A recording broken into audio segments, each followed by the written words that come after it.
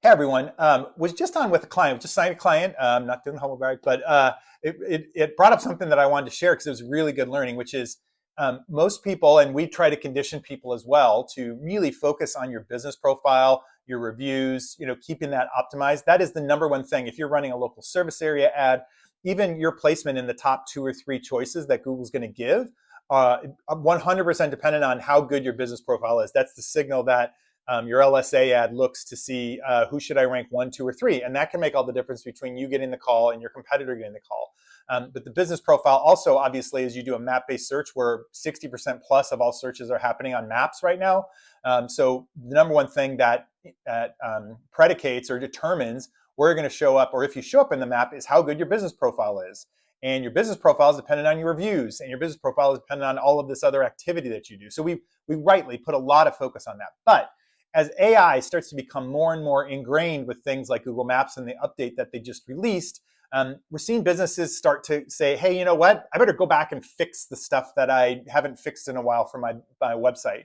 And that's interesting because a lot of businesses focus a lot of time on making their websites look nice and pretty and easy to navigate and great user experience. And all that is awesome if you have a business where people really need to search around your website. But increasingly, especially if you're in a business where people are just trying to figure out who to choose. They don't know you ahead of time. They're just trying to find the best choice.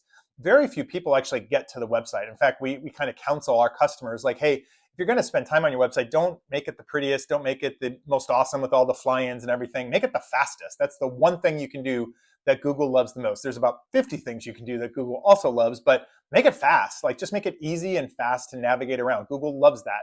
But the emergence of AI engines is really what I'm trying to get to here. Again, business profile, awesome, need to do it. But with the AI engines starting to be embedded in Google Maps and starting to be much more common, be embedded in things like Siri, Google and Apple are going to be working together. So Siri's going to go get Google results. If you're talking to an Alexa device for Amazon at home, whatever you're doing, those AI engines are increasingly becoming as important as good old-fashioned search engine optimization online to bring back businesses and make sure that you're the one that's being recommended.